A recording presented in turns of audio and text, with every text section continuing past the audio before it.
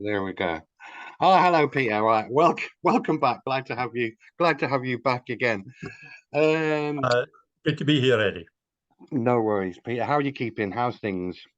I'm fine, keeping busy. I have plenty to keep me occupied at the moment, Good stuff. but making a bit of progress. So uh, yeah, I'm feeling pretty good about things at the moment. We've ticked some boxes as far as the setting up of the party is concerned. There was I think three major bits of bureaucracy to be gone through. And that was getting the party registered as a limited company, so that it's a legal entity in itself. You know, it's not me anymore, although at the moment I'm the sole director, but that'll change once the party's actually up and running at the end of November. Getting the party registered as a company was box tick number one. Uh, Setting up a bank account, which is generally it's a bit of an ordeal. Setting up a business bank account, it's all these regulations to prevent money laundering and all the rest of it. You have to jump through a lot of hoops, but that is done. That is done. I even have a party debit card now. So I'd be living the life of luxury, except for the fact that there is precisely zero money in the account, because I haven't been accepting any money. I've been paid for everything myself up until now. I haven't been accepting any money, so nobody can accuse me of being in it for the money. It's cost me a few weeks' pension up till now, which obviously I don't grudge at all. I just like to cast it up a wee bit. So the third big tick was the Electoral Commission, and that is the one where we're having a bit of an issue because it requires that I have the party constitution pretty much completed. And that's turned out to be a vastly bigger task than I thought it was going to be, mainly because, well, two reasons. One, I'm trying to set the party up differently from the way other parties, normal parties, existing parties, which are usually based on a branch structure. And I'm trying to set this up differently. And I'm trying to set it up differently because I want the focus to be on the members. I want the members to be the party. I'm not even happy about having a leader, although I realise that there is a strong case for it. I would rather we could do without it, but I think because of the way the media works and everything, you have to have a leader. But it's structured differently. It's not structured on branches, but on a range of bodies. I'm calling them bodies. They're different bodies. The committees, which are pretty much as you would expect. They deal with various aspects of the running of the party, the administration of the party. Then there are panels which draw on the expertise and the knowledge of the members. If there's a subject where we need some specialist advice, we'll look to put together a panel from the membership to advise the committees on these various subjects. Then there's what's the other thing? There's tribunals. That's a different. That's mostly for disciplinary stuff and stuff to do with breaches of the constitution, etc. And then there's forums, which is just like online forums, but they're strictly for party members, and they're where party members can go to discuss issues. And the main committee is what I'm calling the plenary committee, which is all the members. And I'm now toying with the idea that instead of having somebody with the title of leader, the title will be convener of the plenary committee. It sounds a wee bit, a wee bit Politburo, a wee bit Kremlin, but getting away from this idea of a leader, Try to which also, when you unstigmatize think that, about yeah. it, is a wee bit Kremlin, a wee bit North Korea. But you Using can't it just help it if other people are using these titles differently. So I would, for the moment anyway, I would be the convener of the plenary committee. But you can just call me Pete. Just call me Pete.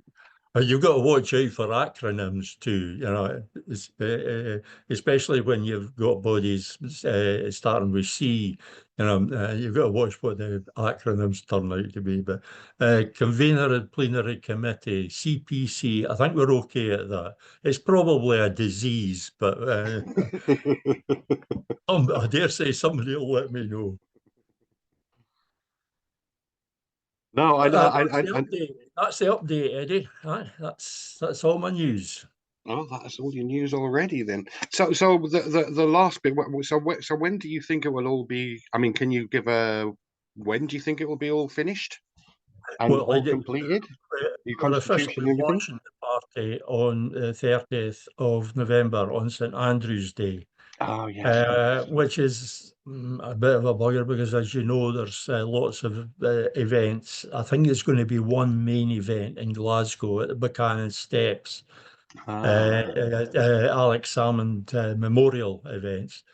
And but we already had the St Andrew's Day set as the launch date. We had the hotel room booked, the meeting room booked, and food and everything was organised. But it's in the morning, late morning, 10 till 12. So it doesn't really clash with anything. But I've got to go straight from that launch event, jump on a bus and get through to Glasgow in time to speak at the event at Buchanan Steps. So that'll be a bit of a hectic day for me. Mm, Um, so yeah, that's the launch date. As I say, the only bit of bureaucracy that's still to be done is the getting the manifesto to a point where it can be submitted to the Electoral Commission. hmm. And I really have to get that done in the next day or two. I have done a lot with it, but it's one of these things that the more I do, it seems the more I have to do because every time I think of something, it breeds, it gives birth to various other things. Uh, if you have this rule applying to this, then it's got to apply to something else as well, and that's the bit that you've already written. So you've got to go back and apply it to that so that there's consistency. Hmm. And I'm not sure how much the Electoral Commission requires, especially because this is a different kind of party. Not sure how much they require. So I pretty much got to make sure it's got everything. Probably Hmm. more than is needed, but I would rather I'd rather do that than get it knocked back. Yeah. Although getting the documentation referred back from the Electoral Commission is quite a common thing. It happens all the time. Not every Mm. party gets it all the time, so it's not a major catastrophe. So hopefully they will have the Electoral Commission registration by By 30th then. of November. But whether we have or not, it's only a bit of bureaucracy. It's only a matter of time before that's settled. So whatever else happens, we're launching on the 30th of November. By which time we hope to have a system set up now that we have a bank account and a PayPal account. We're hoping to have a system set up for people actually joining the party. by then they'll know a bit more about it, and so we'll be ready for people joining the party. And we'll have ways of handling donations as well, because that's something I'm very concerned to have strictly disciplined. I'm looking for ways to keep the external donations separate from the membership fees, membership Ah, right, okay, subscription, and yeah. member donations, so that we've got internal finance and external finance. That way, there's no way. Don't want the party to be dependent on that external finance. The external finance is not to fund the party, it's to Mm, fund campaigns. yeah. Campaigns that the party is either No, I get running that. or is Yeah, involved in.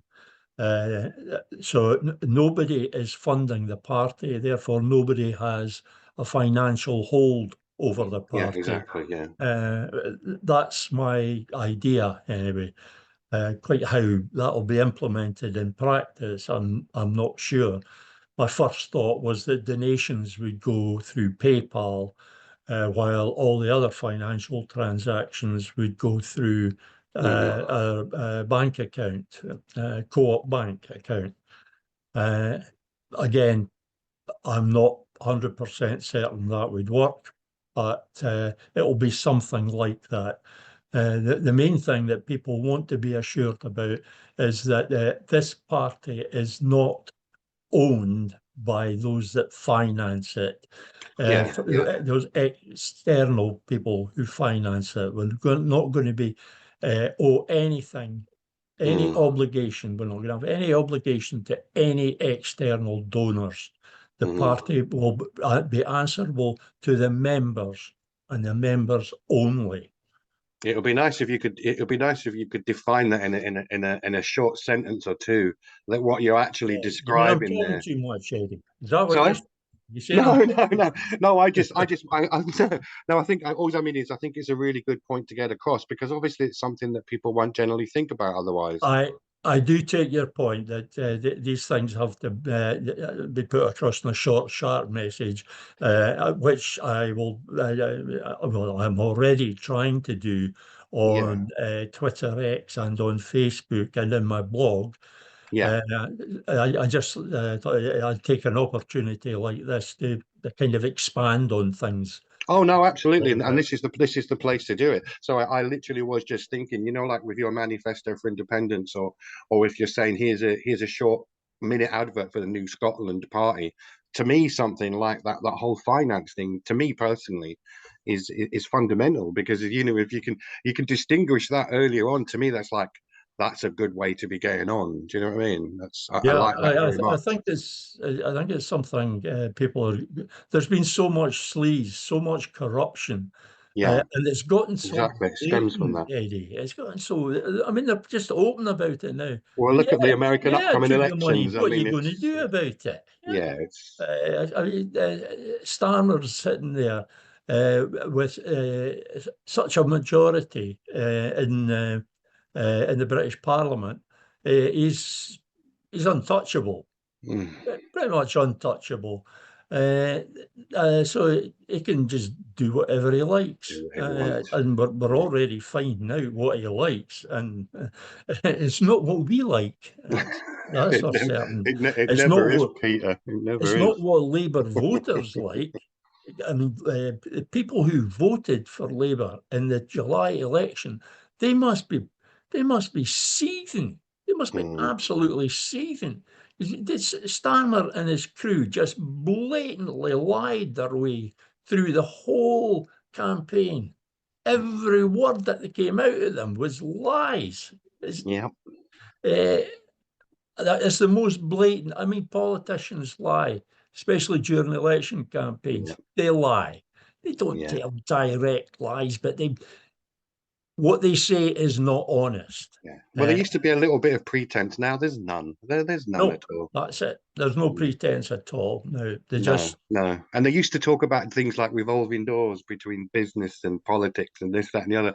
That's not even mentioned these days because it's anyone knows it's one and the it's same thing. it's just There's no it's just partitions anymore. it's just assumed now that Mm, somebody will go from some position in the British Parliament or in one of the British parties, that they will then go on to mm, be the chairman of some energy company or whatever. exactly. And Uh, they even go backwards and forwards these days, you know. that's right.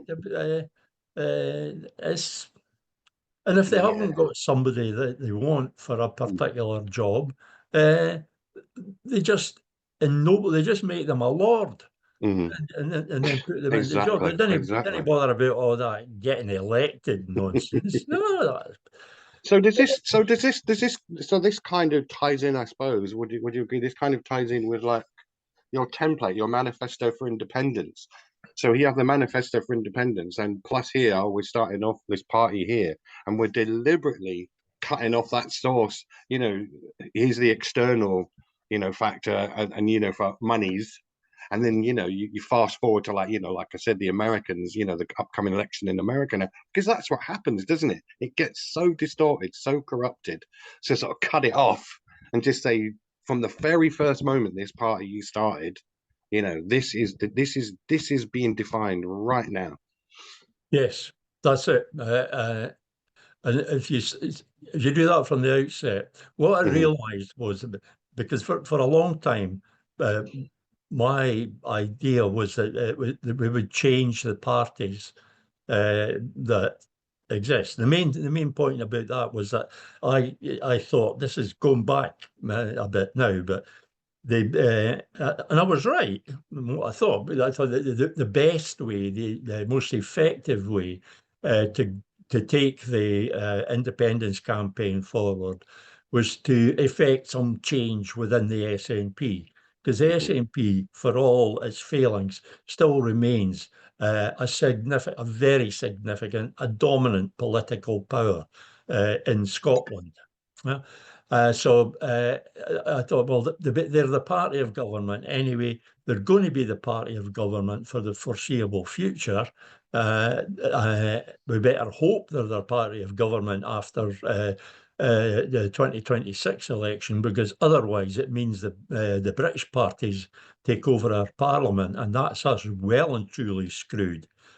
Uh, but I've come to the realization that changing the parties from within, changing the SNP in particular from within, uh, just isn't going to work, because there's a more powerful force working on them than even the massed forces of the independence campaign could be, and that's the British state.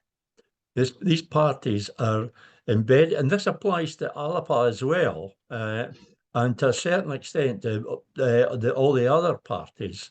The ISP is a slight exception. The Independence for Scotland Party, they're slightly exceptional, but the other parties are fitting in with the British system. They're moulded by the British system, and they're not going to be changed. They're moulded by the British system because they're totally focused on numbers, Hmm. electoral numbers in particular. ISP gets to be different because it's not really focused on winning elections. They're not putting a lot into winning elections. I think it was only Colette Walker that stood in 2026. And I think now and I could be wrong on this, I shouldn't really be commenting on other parties, so people need to check this for themselves. But I seem to recall somebody saying that they've now followed New Scotland Party in saying that they will not stand candidates in Westminster elections. That's my idea of abstaining, not standing a candidate in the election and then just no taking the job once you get it. My idea of abstention is that you don't have anything to do with Westminster at all.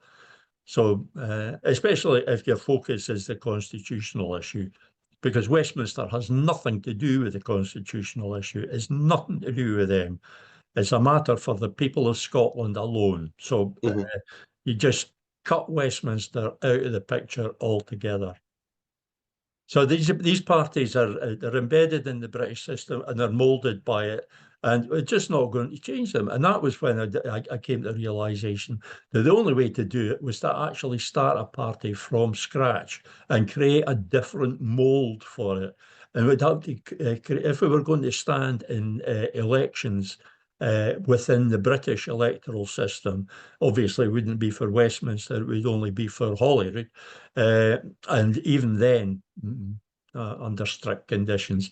But if we were going to do that, we would have to have some sort of barrier, some sort of shield between us and that British system.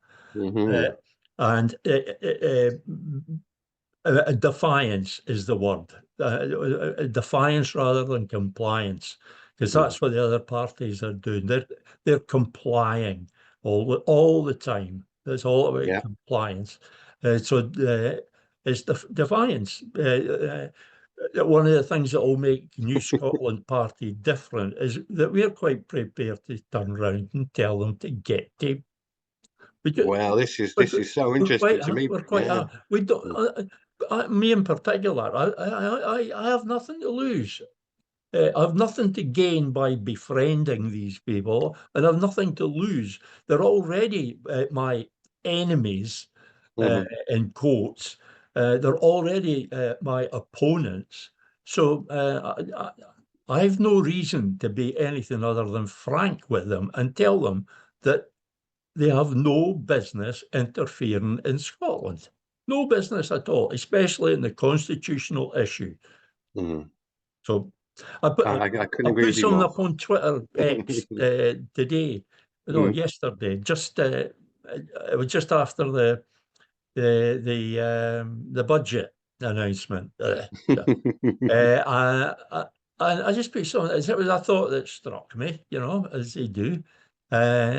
I said, well, what's a politician sitting in a foreign parliament? What are they doing, telling our government what its budget is? It's ridiculous. It's like, it's like the Canadians telling the French how much they're allowed to spend. It's ridiculous. And the response that we got for that is quite substantial. I wouldn't say it's huge, we're not up to 1 million clicks yet, but a long way. But because it's one of these things that makes you think. And, good. Going, aye, what is she doing telling us what we could? It's our money, for Christ's sake. It's our money. Yeah. Absolutely. Well, yeah, I mean, God, there's so many points there. Like you said, I mean, it's interesting for me to hear you say defiance because, I've been wondering for many years, and some of us wandering in the wilderness, as it were, where, kind of we've always known that it starts with defiance. And to me, there's probably nowhere near enough, even now, nowhere near enough defiance. And I totally agree. I hope I'm getting you right here, Peter, that we need to start off with defiance. Compliance is not going to get us anywhere. It's not going to get us the start that we need. Yeah, well, don't be short sound bites. That was one, defiance, not compliance. And another short, sharp message that I've used in the past is if you want to break the British state, you have to break the British state's rules. You're not going to break the British state playing by the British state's rules. Oh, that seems obvious. Yeah, exactly. But it's one of these things that when you say it, you put it in a short, sharp soundbite like that, people go, well, yeah, it's obvious. But unfortunately, we've got politicians, lily-livered politicians who insist that they've got to abide by these rules. And so it makes, on the one hand, they're promising that they're going to get us our independence restored. On the other hand, they're saying they're going to abide by the rules that prevent us getting our independence restored. There's a double think going on there. or there's Mhm. dishonesty going on there. Either way, these people are absolutely no use to Scotland's cause. No, not at all. I meant to ask you as well, because I remember you've gone about, the sort of the standard, the orthodox way of the British parties is to go by the numbers and stuff. And that's how they operate. Is that changing at all in the modern context? And what I mean by that is, I don't know, politicians these days, to me, the way they act or the way they don't act on what the people seem to want. It seems to me they are more and more disregarding the numbers, especially in a time when, we have social media and stuff like this, so people can get more informed if they want. But it seems to me that the more and more people become informed, the more and more the government push back and ignore these numbers. When it comes to numbers of voters, there is an argument there that they're disregarding it, because the way the British electoral system works, well, you've got a perfect example at the moment. You have Starmer sitting in the British Parliament with a huge majority. He's got the powers of a dictator. Uh, Yeah, uh, I agree. and whether he chooses to use them or whether he uses them nicely, doesn't matter. Those are the powers he got. He can do pretty much anything he likes. Uh, and he got that on something like what was it? There was less than 30% of the vote and Mhm. only about 20% of the electorate. So. And when you think about it, they have these what they call them, the swing votes in England. There's actually Mm. only a few constituencies Yeah. that change hands, uh, Hmm. and there's only a relatively small number of voters in those constituencies which who tip the balance. Hmm. So, in actual fact, they're probably, off the top of my head, they're probably targeting only about 10, 20, 30,000 voters. Yeah. And That's crazy when you stop to think about it. Yeah. yeah, I don't know the actual number, but Mm. you're going down and down I the understand the scale there. It principle. can't It's be like much that's the more same in than, America as well, isn't there? There's key states, and they just always focus on them. All the rest of well, 90% of them are just, they kind yeah, of know. yeah. There's and there again, now that the focus on these that small number of voters, the message gets focused on them, Mm. and they disregard everybody else, Yeah. and that's standard. They just lie to that small number, and they have all sorts of research, scientific research Hmm. going on to to discover what will work electorally speaking. So Starmer has these teams, professionals doing this attitude surveys and having the focus groups and all the rest of it, and telling them, yeah, you can get away with stopping the winter heating allowance. Yeah, Hmm. you can get away with that because there's a lot of people who don't understand the principle of universality, Hmm. and they think it shouldn't be going to rich people. The fact is, that's the if there's a progressive tax system, those rich people are just paying it back anyway. Yeah. So it's easier just to give them it and they pay it back. Mm. That way, you make sure you don't miss anybody. That's the point about universality. It Yeah. treats everybody the same entitlement across the board. And he's he's been told, yeah, you can get away with it because there are enough of these people who don't understand this principle of universality, who will either be on your side or they'll just shrug and say, it Hmm. doesn't matter. But Hmm. undermining the principle of universality, the most important thing where the principle of universality applies is in the health service. Anybody gets the health care they need at the point when they need it without charge. That's the principle, and that applies to everybody. Don't care. I don't care if you're a multi-millionaire. I don't care if you're a billionaire. You're entitled to treatment from our National Health Service. It is a public health service. Now, there are various things that the British parties are doing to undermine the health service. Obviously, they're doing it in England, but it always has knock-on effects on Scotland. So, and they're undermining it. They're creating the impression that it's totally inefficient, that it's broken, and they're undermining the principle of universality. So this is all aimed at a longer term plan. I saw a list just the other day of all the things that various governments have sold off over the last 30, 40 years. And it's a huge list.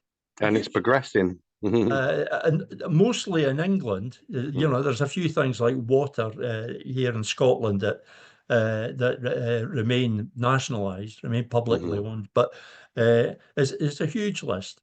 And we know for an absolute fact that US corporations are they're stalking the National Health Service. And they don't differentiate between the National Health Service in England, the National Health Service in Scotland or Wales or Northern Ireland. They don't see 4 different, and they're not interested in getting just one. They want the lot. And that is why the British are so determined to undermine the health service in Scotland. That's why we get all the horror stories about the health service in Scotland. It's all part of it. It's not part of a plan. It's just part of a way of doing things. It's more of an operation. It's just operational. It's just the way that they work. It's the way the system works. It works towards that point where they just sell things off. And if it goes on to hell after that, well, it doesn't matter. They don't care. The railways, running the railways, it's costing taxpayers more now than it did when they were nationalised. And all that money is being thrown at private companies who are paying dividends to shareholders and bonuses to directors, whereas previously all that money would have stayed within the rail service. It could have been spent on investment, which has been massively lacking for decades. Did I go off at a tangent there? No. It's still absolutely related, because it's related to what we're getting back to what the party and differentiating between the members paying for the continuance of the party and external, maybe just for campaigns or something, but all accounted for and have no control over the party. The same thing you're talking about here with privatization through the back door. With like the special economic zones and free ports and stuff. This is just another back door to come in to bring privatization through it's kind of silly speculation, but speculation's fun. It's that's how we get our fun. If you speculate, if the New Scotland Party becomes and stays as I envisage it, and you think ahead a wee bit and you just paint a scenario where we actually have independent Scotland and a New Scotland Party government. That's going to be a government of people that have come through the party, and they're accustomed to being in charge. They're accustomed, they've come through a system that ingrains in them the idea that they do not permit external interference. So I suspect that were that to happen, we'd create a different kind of politician. A whole new generation. If you're going to create better politicians, you have to first create a better party. And that's what I'm trying to do. No, yeah, no, I totally get that. Like, and plus all that time you're building up a history.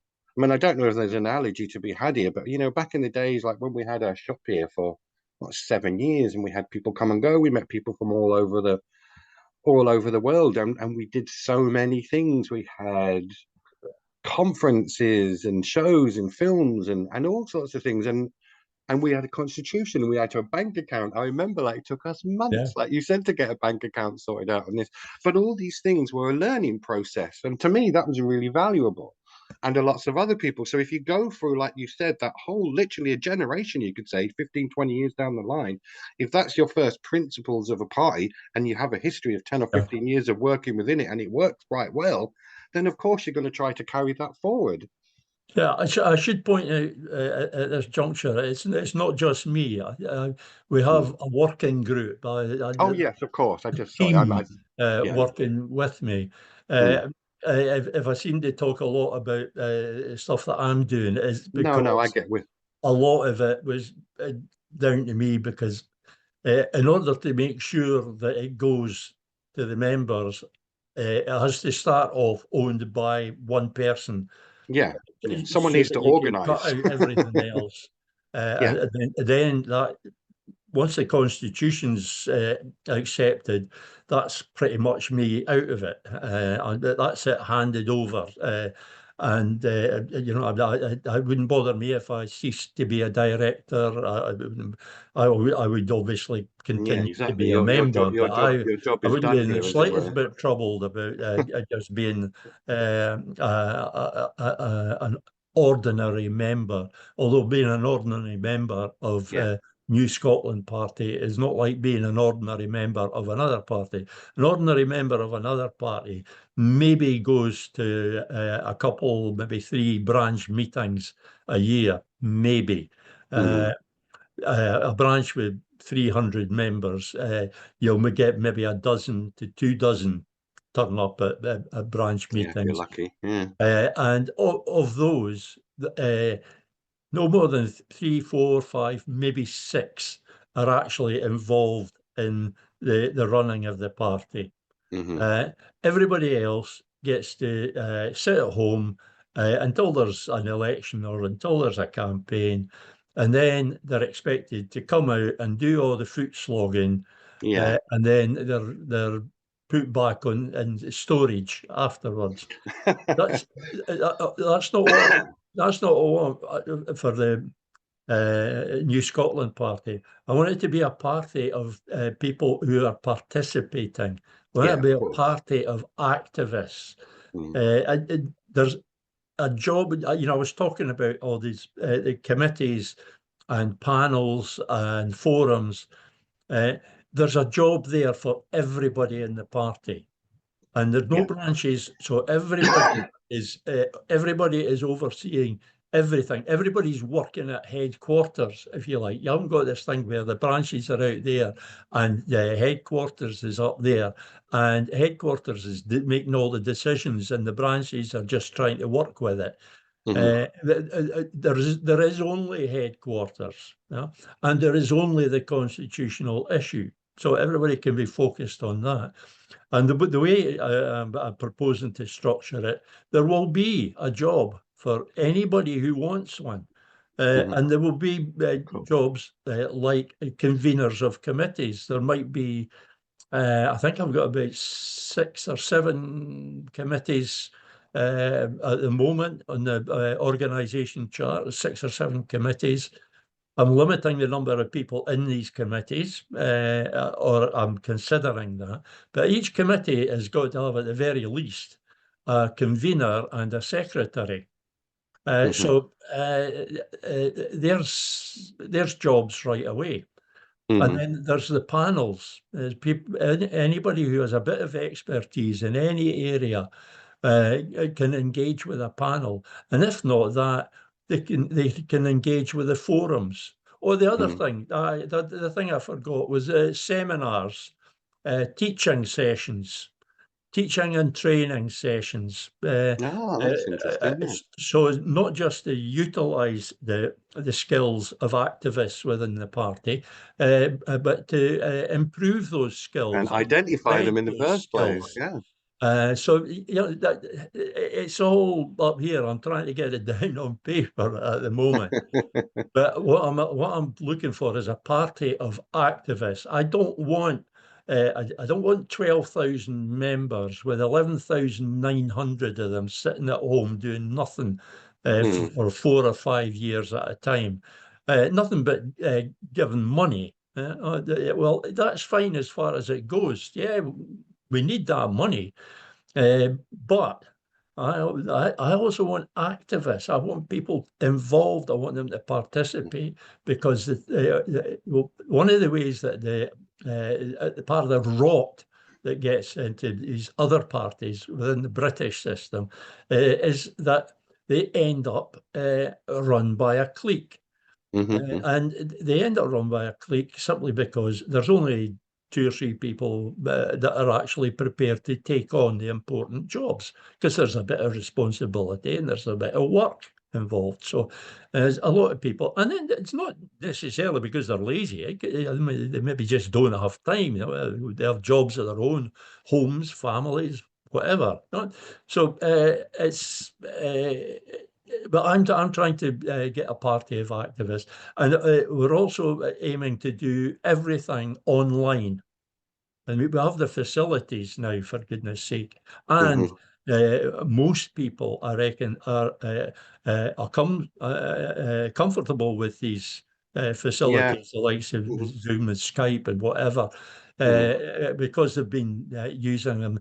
So, why have meetings? Why have people maybe having to get out in the dark winter nights and it's snow and blizzard and get themselves to some cold, drafty hall to sit around listening to people writing that boring, tedious, dry, procedural Well, stuff?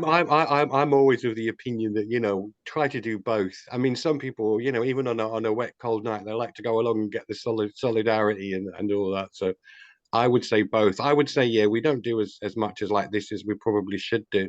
I mean, like I probably agree with you, Pete. I mean, although if you can get tens of thousands of people on a march, it's great, it's good. Yeah.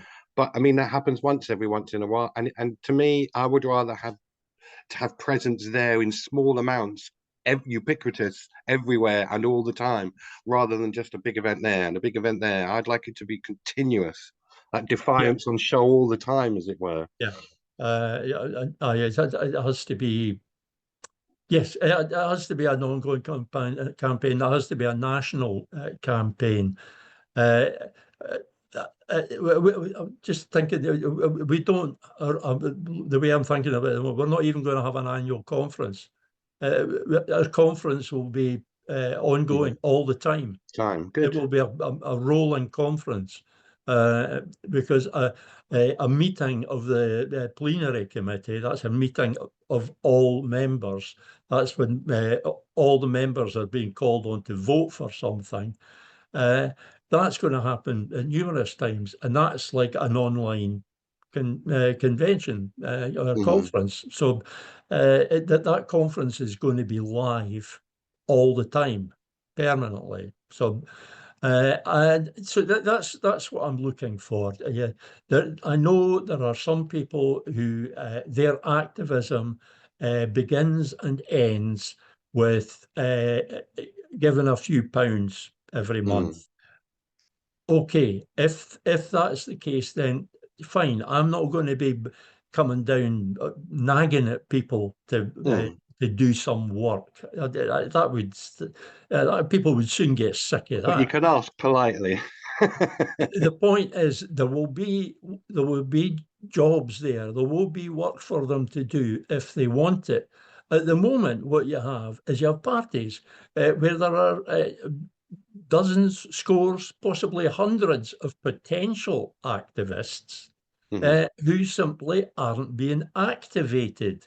Of So course. they're wasted. So I want this party to be set up in such a way that anybody who is an activist can have an active role and not just doing street work once every 2 or 3 years.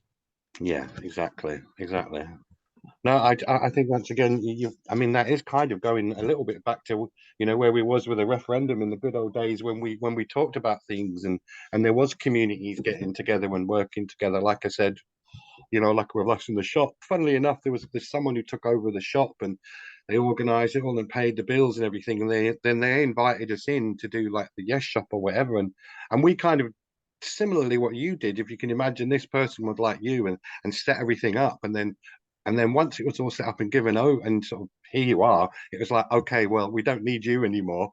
And it really was that was it. And then, I don't know, it was a dozen of us or whatever went on to make decisions collectively. Of course, it's Mhm. difficult because you want to expand it out more. Because, like you said, you can become a clique.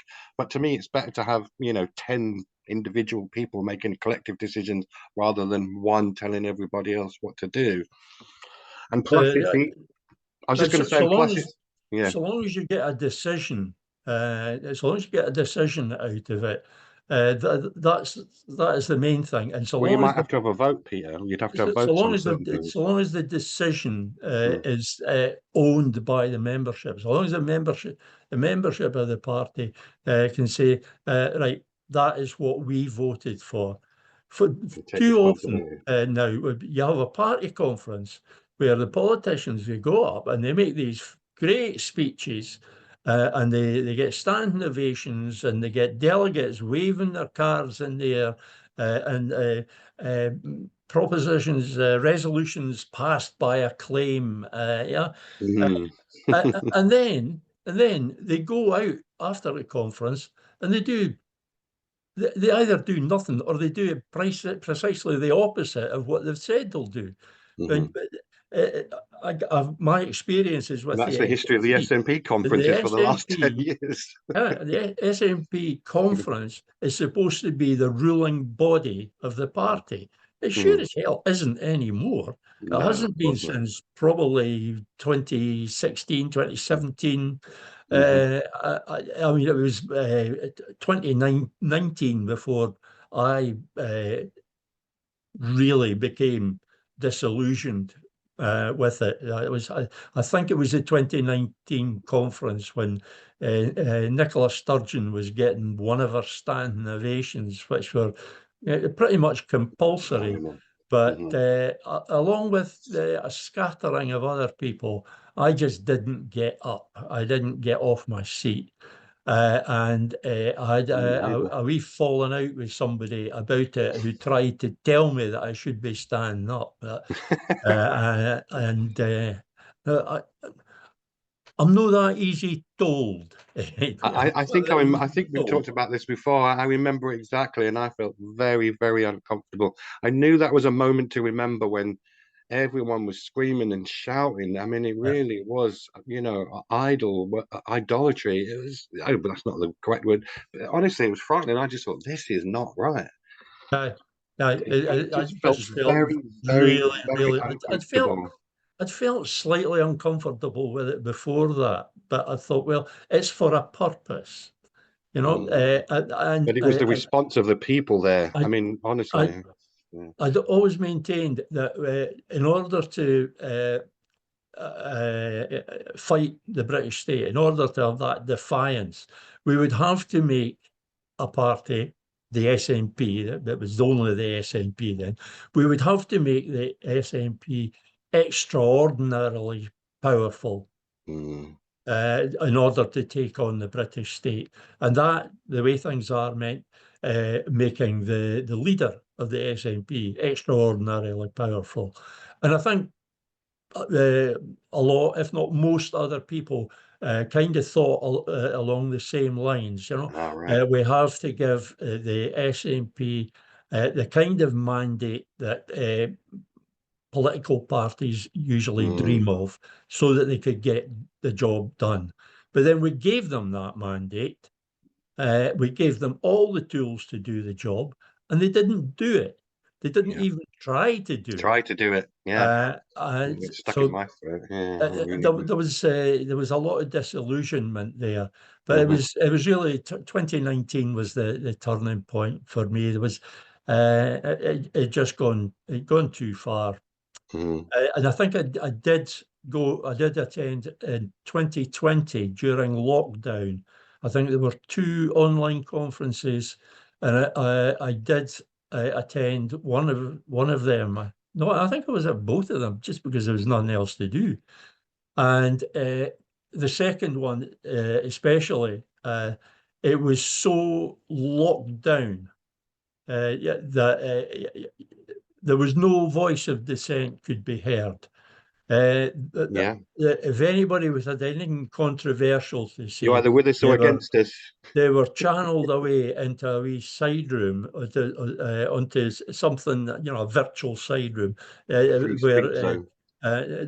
there was somebody chairing the thing, somebody in charge of the thing, and it wasn't broadcast, it wasn't live, there was no chat allowed, no messaging. Uh, so it was as private as it could get. Hmm. And I realised that was there just so that we could vent a wee bit, and it Yeah. was going to make not the slightest bit of difference. It was Mike Russell that was chairing the one that Yeah. I was at, and he just blanked everything that was said. He just kept repeating the Hmm. same mantra, the mantra of Yeah. Sturgeon leadership, and nothing was getting through to him. Hmm. And that was actually what confirmed my decision to leave the party. Oh By God, that yeah. time, I just decided, prior to that, I just decided I just wasn't going to be active anymore.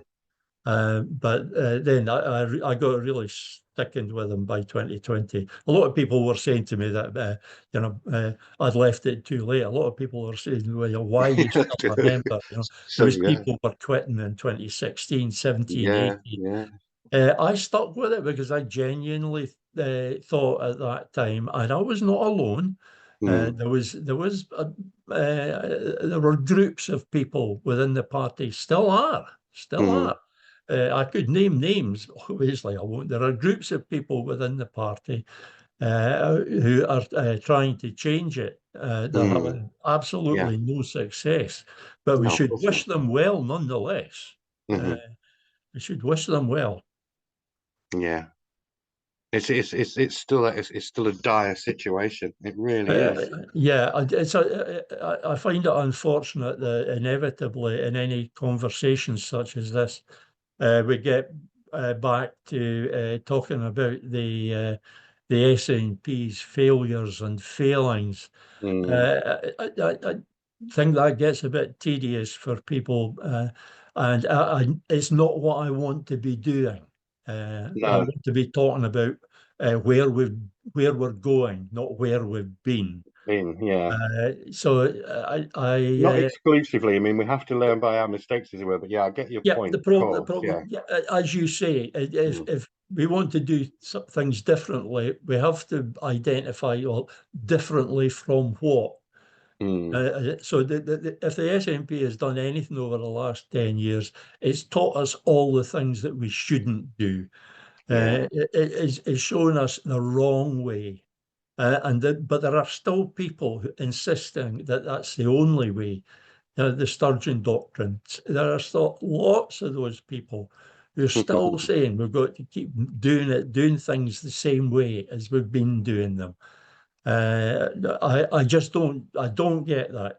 10 years with no progress whatsoever, Hmm. no movement in the polls, and people still insist that that's the right way of doing things. Yeah. There's no need to change. It, it's I I suppose don't get it. it's the consequence of all our years of deferment, you know. I mean, we do that with our politicians, don't we? But I think we've become so separated from them. There's no real connection anymore now. And what connections there are, it's just smiley faces and yes, I shall, and this all rhetoric and I shall do this. We've become so distant from our representatives these days. So I suppose if you can, you know, change that dynamic, change that model, and like you said, it needs to be member led, like the SNP was a mere 10, 12 years ago, and until you know Sturgeon came along and you know Yeah, did a Tony Blair on it on the party, you know, just shocking. And yeah, and it is, even though you know I could see this coming a couple of years before yourself, Peter, from that aspect, you know, of seeing, you know, like you said, the Mike Russells and the, oh God, so many to mention. And it's like they've got that drawstring at the back you just pull, you know, and they just come out with the same old gubbins. And it got to be that it wasn't even funny anymore. And it's like, you know, you could, they're laughing at you when they do this. They're disrespecting you. They're treating you like fools. And then oh I got angry. I just thought, no, I'm not having anything more to do with yeah, this.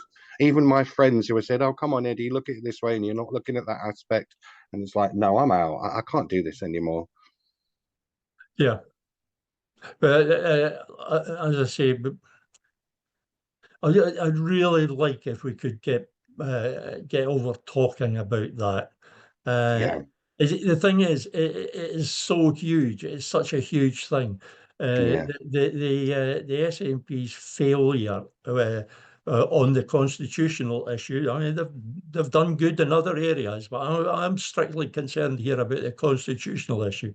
Yeah. Their failure is so massive that it's very difficult to have any conversation at all about the constitutional issue without Mm, referring to that. I really yeah. look forward to the day when we can have a Yeah. whole conversation about the constitutional issue and never mention the Sturgeon era. I would, I Again, would love I know what that. you It would mean. be fine by me if we never heard their name mentioned again. But Yeah. yeah, I can dream. Going forward, I think you're absolutely right, Peter. But I would say this is the process of it. I mean, honestly, it wasn't that long ago where I wouldn't be able to have conversations with people where we could literally talk, you know, like we are now about the death of the SNP and how it's failed. So to me, at least that's that process of we are recognizing that and being able to move on, as it were. Well, some people, and that is a growing number of people are moving on, and not Mm. just in terms of moving on from the SNP, but moving on from that whole way of thinking, Yes, exactly. a whole way of Mm. deferring compliance, not defiance. Violence. Yeah. More and more, I find that there's people who are looking for something different. There are people who say, no, we actually have to do something here. We need action, and that action has got to be dramatic. It's got to be imaginative. It's got to be not like anything that's been done before.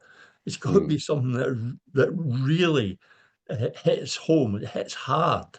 Mm. And more people are moving towards that. And I think we've talked about this before. I think it's the way that UDI now is just talked about. It's just a perfectly Yeah. so even politicians are mentioning it now Mm. and mentioning it without going. That's true. Yeah. There was a period where they couldn't even mention the I word, never mind the UDI word.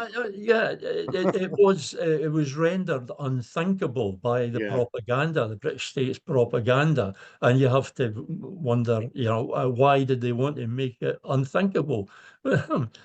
Maybe because they didn't want us to think about it. Hmm. Because when you do think about it, if you're thinking at all, then you quickly come to the realization that that is the only way out of the UK is UDI. There is no other way. Hmm. Uh, so whatever way out we choose, it will be called UDI anyway because it's not going to be with the cooperation, willing Yeah. The British cooperation state. Yeah. and consent of the British state. Yeah. That is not ever going to happen. Yeah. And The, people the, have the, to Brit, realize that it was never going to happen. Yeah. the British the British state will concede that independence is happening once it's happened. But Hmm. until then, they won't. Yeah.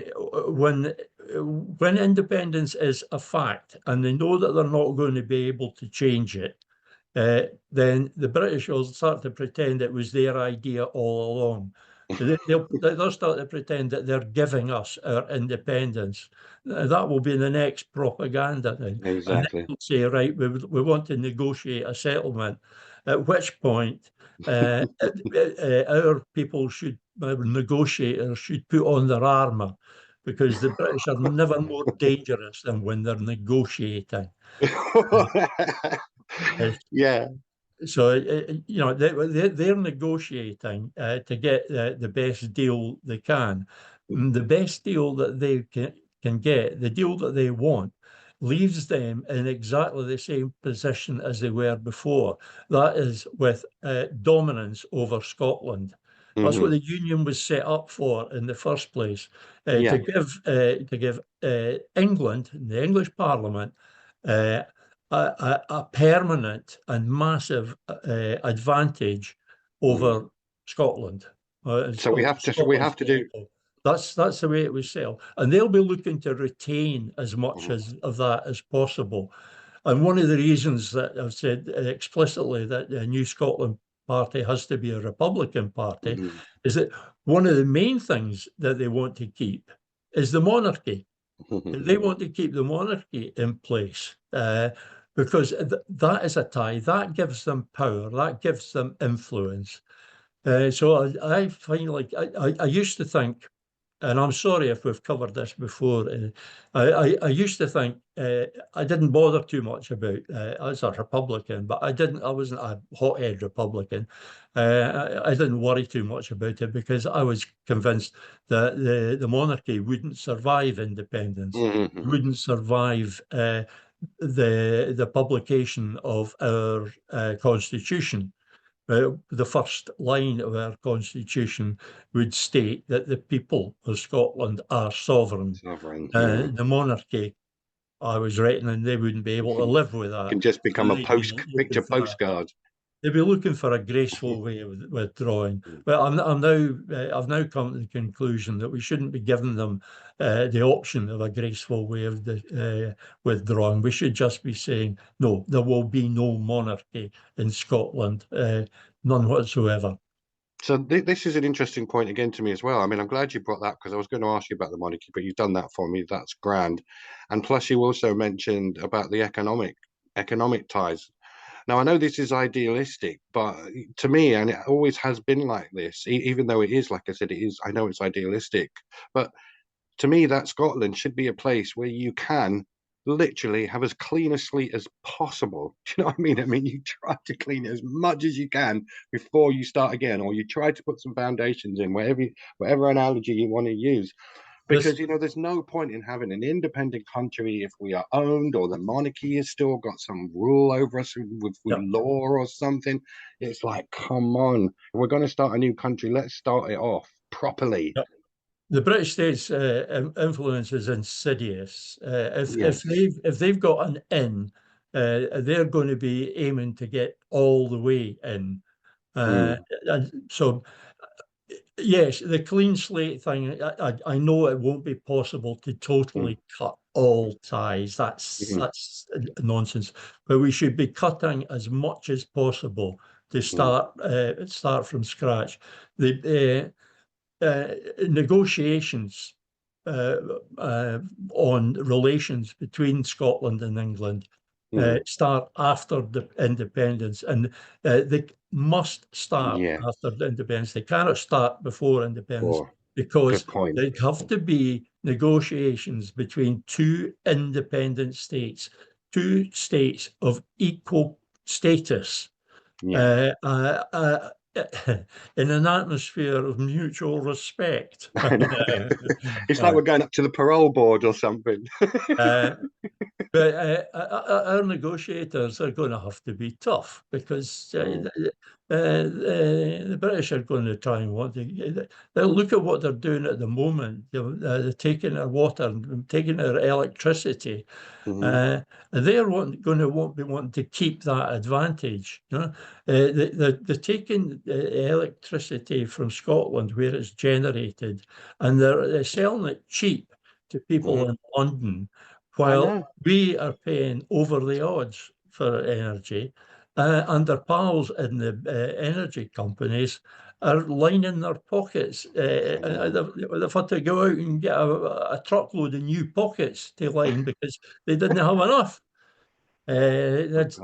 And these things It's are such a around us all the time, aren't they? And it's one of these things, you see them everywhere, and you probably, like myself, just think, yeah, why can't we just stop this? Get rid of this. This is shocking. Let's stop it. Well, I think we're going to have to stop a lot of it, and there are going to be people who say, "Oh, but the law will be there. You can't just break an agreement." And well, yeah, we can. A sovereign state. We can do things. If anybody's signed some kind of agreement, licensing agreement or whatever with the UK government, well, the UK government will no longer have any right to issue licenses for exploration and exploitation of resources in Scotland. Yeah. So those licenses must be invalid. They have to be invalid. So we start again. Yeah. Even on the what, can I just ask you one question as well? I just want to get your views on this, Peter. This, because this is something I just can't help, because we're just totally surrounded by it. But I mean, one thing, economically getting rid of the monarchy, all these things, good things. One, probably the biggest, or one of the biggest reasons why I would love to leave the UK and Scotland to become an independent country, is that we don't have to be part of what I call the UK a terrorist state. I mean, they're committing genocide, for God's sake. And, I I mean, look at the history and look at what they still do. Look at the state of our, the UK Parliament and stuff, and its foreign policy. I personally would love to be able for Scotland to distance itself from all of that immoral, horrible war crimes that are going on as we speak. Here to that, Eddie.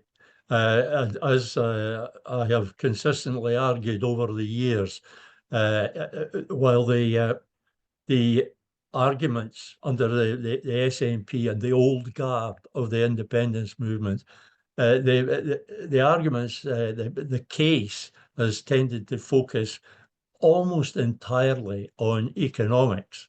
Mhm. The pound notes, the numbers, and I've said all along, there are much better reasons. There are at least other reasons to want independence. There's reasons to want independence, whether we're better off or not. There's reasons to Yes. want independence, even if it was going to make us a bit worse off. And you've just stated one of them, Mhm. that we would get away from that being associated with the sort of crimes you talk about, and I'm not going to start talking about Yeah, because I know, I know. uh, but yeah, there are those moral reasons, and basically the reason is that the union is wrong. It was Mm. set up for a Yeah. purpose, which has made Scotland the victim of that. It's a rip-off. It's a con job.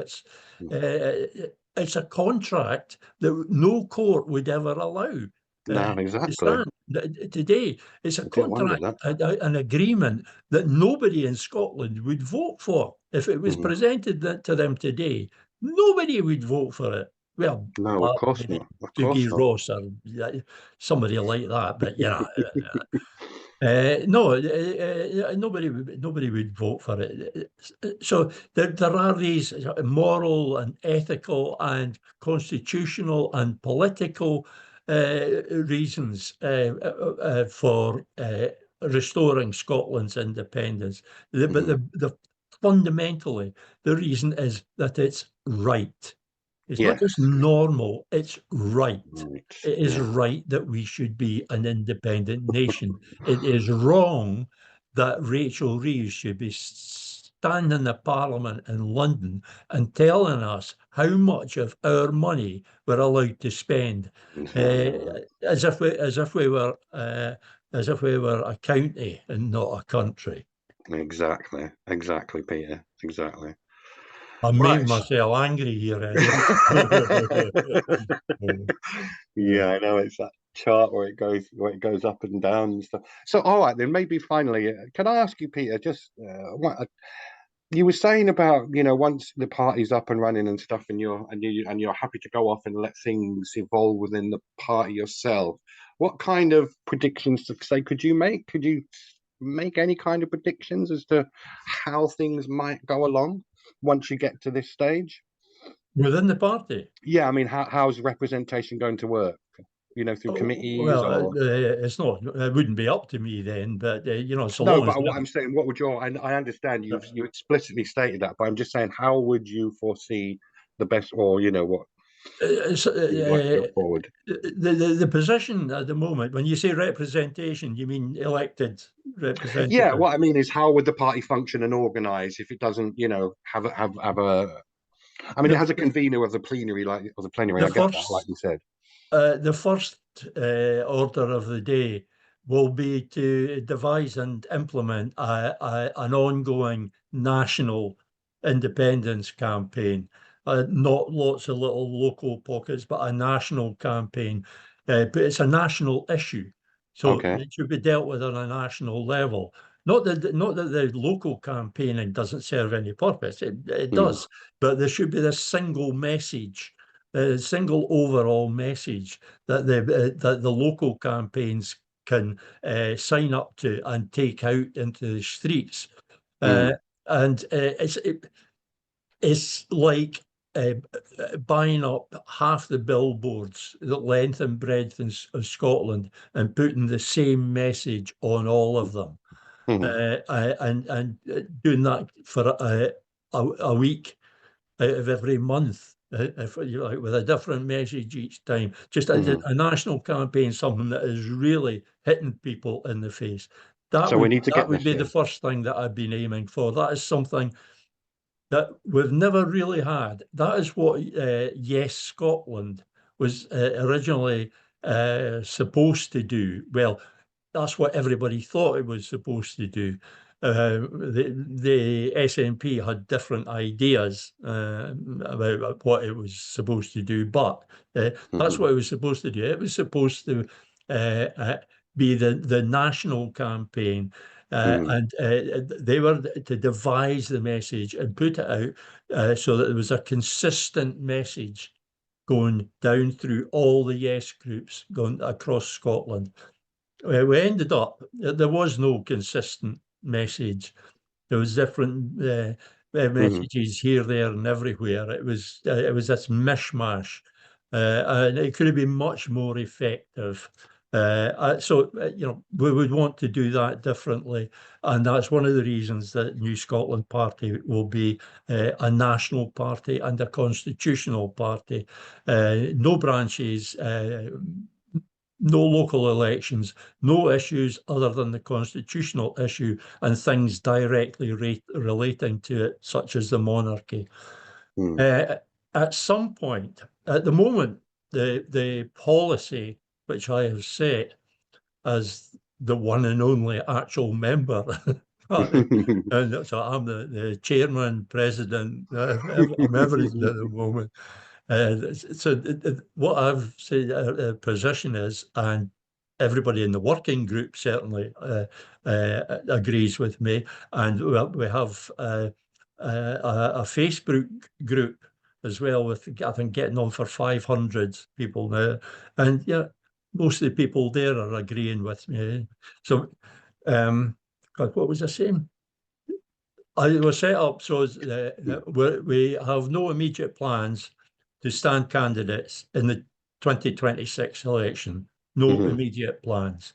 The second a part of that is that we will only stand candidates when we are persuaded that it is in the interests of Scotland's cause. Scotland's Okay. cause is advantaged in some way by it. That's our only reason Okay. for standing Yeah. candidates. We're not As long as standing it. candidates just to get seats. We're not standing candidates just to get salaries. We're not Mm, standing candidates just to get short money. We're mhm, standing candidates solely to help progress Scotland's cause. mhm, Those are the only circumstances. So, although we have no immediate plans for standing candidates in the Mm. 2026 election. And assuming the party is, as you say, is doing its own thing by that time, which it certainly should be, it could well be, in fact, I would anticipate that the party would decide that it had to be prepared for standing candidates, list candidates in the 2026 election. So I would imagine that sometime, possibly, well, it would have to be sometime next year, they would start looking for prospective candidates and vetting them, and then vetting them again, and then vetting them for a third time, and then having them in and strapping them to a chair. For the bright lights. Aye, yeah, if anybody wants to be a candidate for the New Scotland Party, they are going to have to face a tough grilling. Yeah, fair And dues. they're going to have to be very capable people. There's nobody's getting to stand as a candidate just because it's their turn, because they've done the internship, they've done the local council, they've progressed through the party or whatever.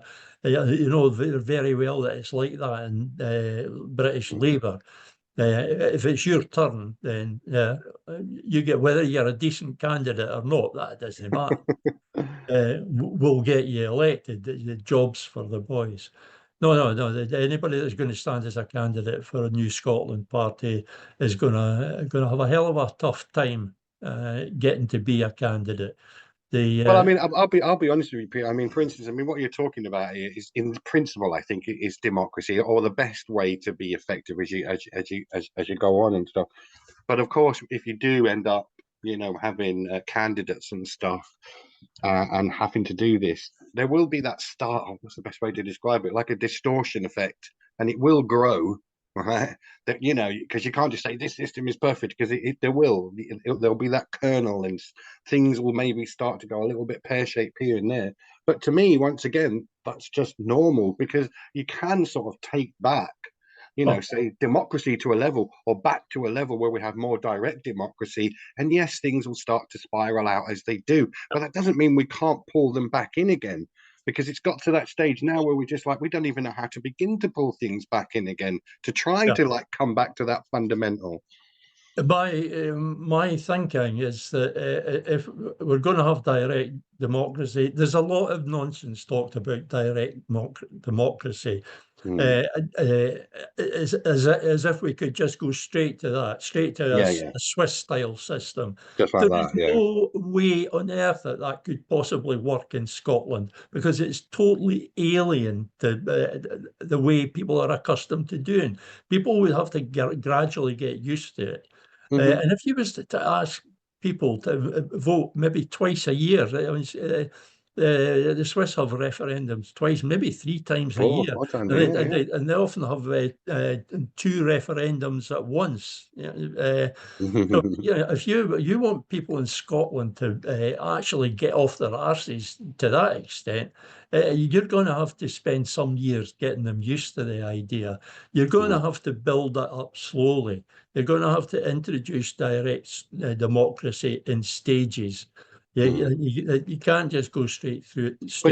I would argue it would grow, though, Peter. It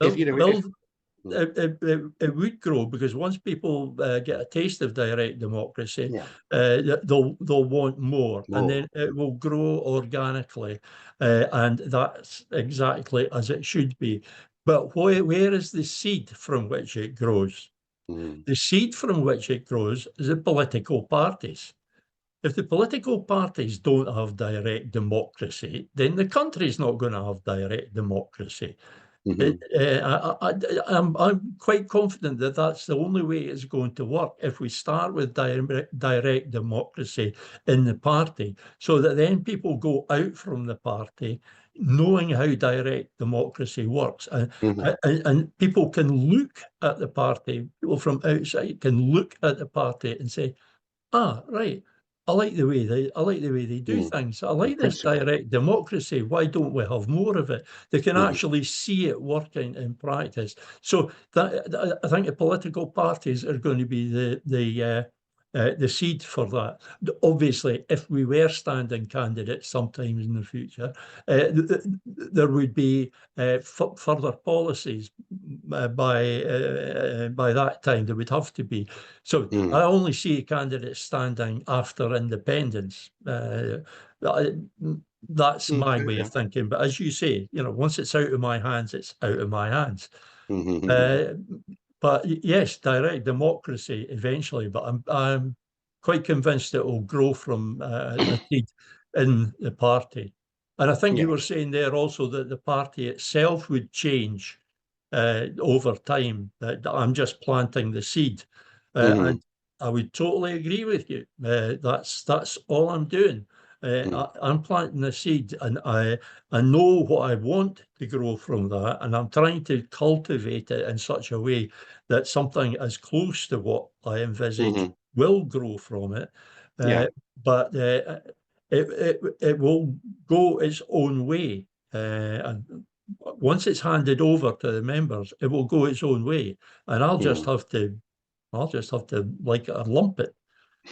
The danger with that direct democracy at the moment, prematurely introduced direct democracy, is that you would end up having the same thing happen as happens at the moment. You would have cliques getting together Oh uh, God, yeah, yeah, to exactly. vote together, to vote as one. You would get block votes developing, you get groups developing, and Mm. eventually it'd be no different from political parties.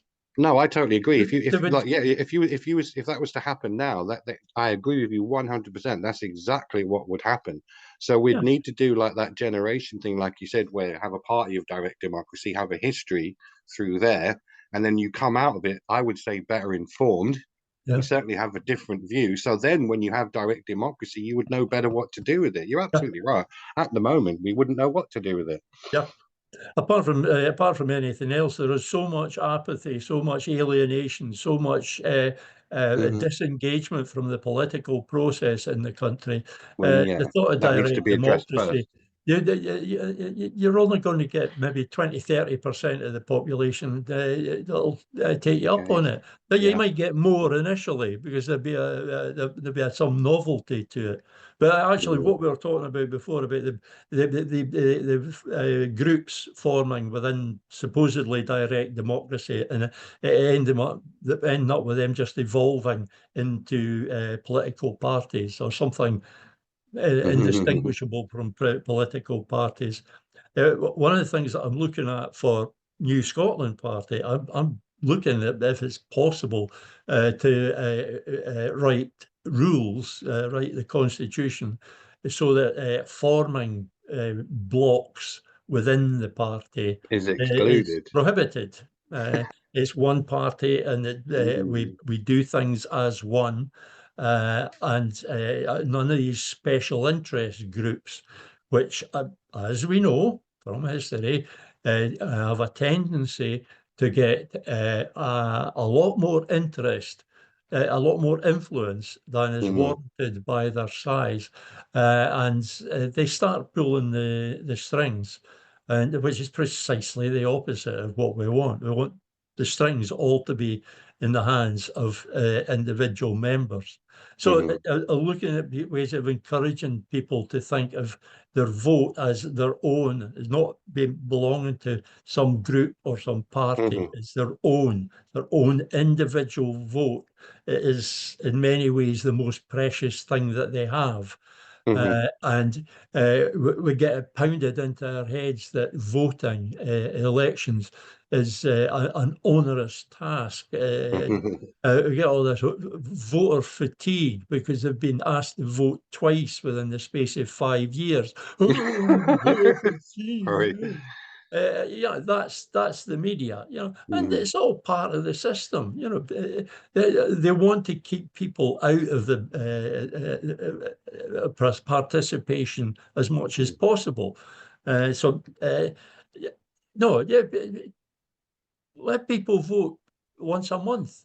If that is a system that works, then have people vote once a month. And now that we have the facility to do things online, and to develop secure systems for online voting, that the potential is there to make it easy for people. Because one of the things about, if you want people to do something, make it easy for them. Make Yeah, it as exactly. easy Yeah. as possible. If they didn't have to get off their seat to vote, then there's a more chance of them voting. Yeah. Uh, Yeah. Yeah. and that's the real reason that the British state won't consider distance voting, electronic voting, digital voting, online voting. They won't, they want to keep things the way they are, because the things the way they are advantage them, work to their advantage. But it's not because it's impossible. It's not because it can't be made secure. It can be made as secure. They say that about the elections that we have anyway. They say that about the referendum. They say there's no security, which is utter nonsense. But it's all talk. It's possible to make. You'll never get 100% security anyway. No, of It's course not. possible Yeah, to make, silly. you get a workable level, a livable level of security, which is high. I have to say it's high, because you've always got to be aiming for 100%. But you might never get past 95. Maybe 96, 97, but although you must always be striving for that 100%, you better recognise that it is not actually achievable, not in a democracy anyway. No, I totally get it. Because you have to have a certain amount of openness, and where you have openness, you can have, and of course you've got to make it easy. Yeah, If people have to fill out a whole lot of forms or exactly. go You need to make through. it for people easier for people to engage, because most people do want to engage to some It's degree. look at the problem is it's difficult enough to get folk to use two-factor authentication, which is pretty straightforward. You have a password manager, you create passkeys. It's a lot more secure than having password as your password. But Uh, or thinking you're awfully clever and making it word pass instead of password. Whoa. Secure passwords, random strings. I use 12, 18, even 24 character random strings generated by Jeez. Bitwarden. Oh Uh, God. and Well, you're quite good with your somebody tech, would Peter, have, far the better problem than with me. that is somebody would have to make a committed effort to crack that. They would have to apply resources to it to crack that. And nobody on this planet is that interested Well, in the algorithms getting are into not my that, yeah, Facebook account. Yeah. articulate, yeah. So, that's as secure as I need it. I know it's not 100% secure. I know a dedicated hacker could get past that. Probably couldn't get past the two-factor authentication. Even if they did, so what?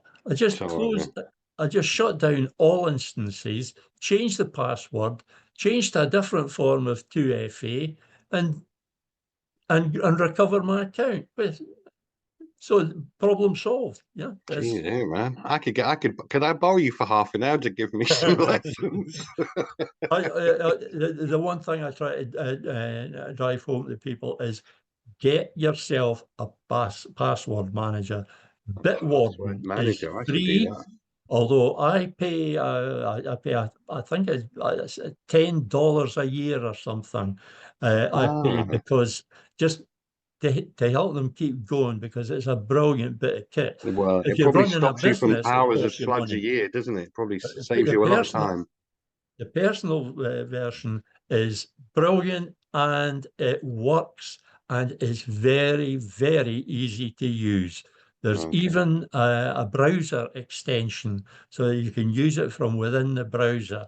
This It's sounds like a sponsorship advert, Peter. well, it would be I would say, but definitely get a password manager. The one I recommend is Bitwarden, and I've used a few. I've used several, and Bitwarden is streets ahead of the rest. And tempting fate here, it's never been hacked. Oh, that's good. Yeah. I think I've just cursed them now. Uh, Right. Okay, Peter, we better wrap up here. I've got to go and pick up my wife from work in 20 minutes, so I better get a move on. all right, I was real going to life intruding again, Eddie. Oh, I know. I was going to say, Peter, would it be okay then to maybe, I don't know, we'll certainly catch up after November the 30th of your launch. God, if I'm not, I'll probably be flipping. I'm busy every weekend with my daughter. So I'm like a roadie these days, Peter. Hmm. Oh, I should probably stop recording, but I'm like a roadie these days, finding the time. But I'd love to be able to get a, follow up with your podcast on the launch day. I mean, just after the launch day or whatever, or maybe even come down and see you if I'm free, or Yeah, it'd be yeah. great. Maybe even one before the launch day. Or maybe one before the launch I day. to Yeah. check on how close we are, and Yeah. Okay. I'll share the menu with you because there's going to be a buffet lunch. So Oh, great. See, you've it's not got what to you do know, is that. it? You've got to do that in the hopes of getting some of the reporters off their arse to come in and write about it or report on it. You got to give them a freebie. You got to give them drink or food or preferably both. Oh, that sounds very orthodox of you there, Peter. Well, it's a bit early in the day for drink, but no, we're happy to lay on a wee buffet. Okay, And God, don't and spoil it'll them be too short. much. It won't be a long event. There won't be a lot of speeches. There are Yeah. two speakers. That's it. Uh, All right. Okay. so Cool. yeah, it'll all be over with in less than 2 hours. Yeah, like That's an operation, like a small operation. my promise. And hopefully, like a small operation, you'll be able to stay awake through the whole thing. Okay, Brilliant. brilliant. Right, Okay, Eddie. I'm going to stop recording, folks, and so we shall see Peter soon enough, and keep up with the latest. We'll catch you Right. later, everybody. I won't go just yet, Peter. I'll say goodbye. Right, goodbye, everybody. See you Bye, everybody. soon.